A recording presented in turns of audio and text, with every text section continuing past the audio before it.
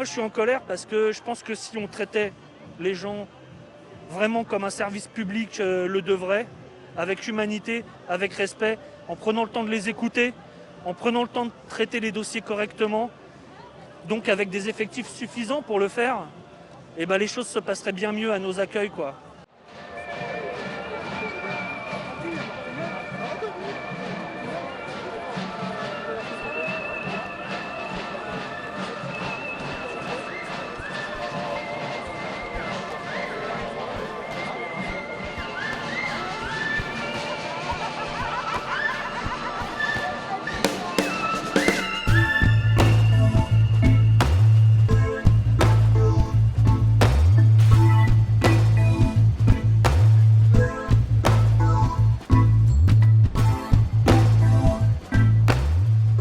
Finalement, maintenant, faire son travail normalement, à Pôle emploi, c'est devenu une sorte de résistance. Et ça doit être vrai dans plein de services publics.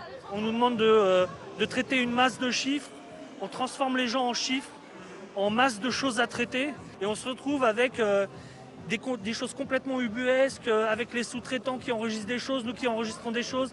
In fine, les gens, ils ne sont pas payés, donc ils viennent à nos accueils. Ils sont agressifs fatalement. Ils n'ont plus de quoi vivre si on ne leur débloque pas leur paiement. Et ils se retrouvent face à des serveurs téléphoniques, face à des serveurs informatiques, où ils ne comprennent rien. On est devenu une machine inhumaine alors que notre but, c'est l'humain. On n'a plus des usagers, on a des clients. C'est ça le nouveau langage, quoi. Non, on a des usagers. C'était fatal qu'un jour ça arrive, que cette violence, cette guerre que l'on fait aux pauvres, en fait, elle rentre dans nos pôles emploi un jour, et que les gens nous estiment quelque part complices de l'État.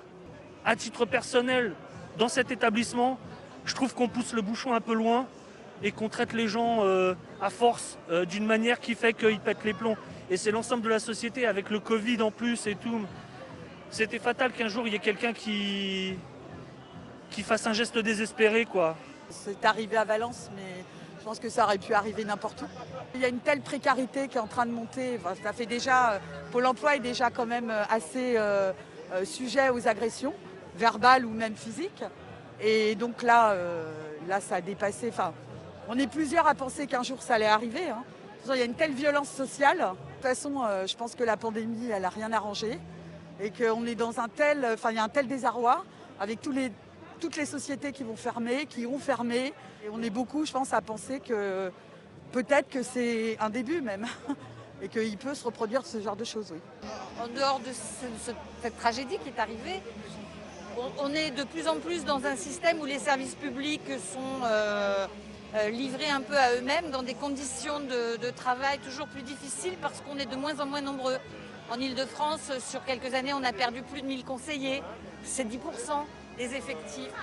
Et les effectifs allant baissant, la réponse aux demandeurs d'emploi est forcément dégradée, moins rapide, etc. Alors attention, hein, on a affaire à un fou, et il n'est pas question de récupérer cela de cette façon-là, mais c'est vrai que nous, cette tension croissante, on est en première ligne contre la violence sociale qui est faite à des personnes privées de perspective, et on a peur parfois dans l'exercice de notre travail. Dans certaines agences, on a des agents de sécurité qui font cela, mais vous voyez, on diminue le personnel, mais on met des agents de sécurité. C'est ça qu'on dénonce, c'est ce système que l'on dénonce. Alors c'est à Pôle emploi, ça aurait pu arriver dans un autre service public, hein.